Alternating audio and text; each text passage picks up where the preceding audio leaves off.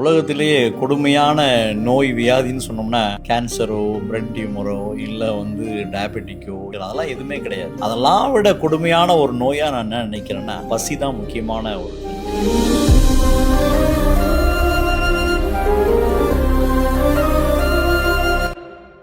இளம் வயதுல பசி எப்படி இருக்கும் உணர்ந்தவன். அது இல்லாம எங்களுடைய மார்க்கத்துல நோன்புன்றது ஒரு விஷயம் இருக்கு. 30 நாளும் நோன்பு இருக்கும்போது, அந்த நோன்பு இருக்கும் போது பசியினுடைய வலி தெரியும், அதனுடைய மகத்துவம் தெரியும். எப்படி இருக்கும், தர்மம் தலைகாக்கும் அப்படின்னு சொல்லுவாங்க. நான் செய்யற தர்மத்திலேயே பெரிய விஷயமா நான் என்ன நினைக்கிறேன்னா, இந்த பசித்தவருக்கு உணவு கொடுப்பதுதான் நினைக்கிறேன். இது வரைக்கும் தொடர்ந்து ஒரு 5 ஆண்டுகளாக எங்களுடைய நிறுவனத்துல காலை உணவு கொடுத்துட்டு இருக்கோம் 100 பேருக்கு, எல்லா இடத்துலையும். இதுவரையிலும் 3,19,000 பேருக்கு உணவு அளிச்சிருக்கோம். அதுதான் உண்மையான.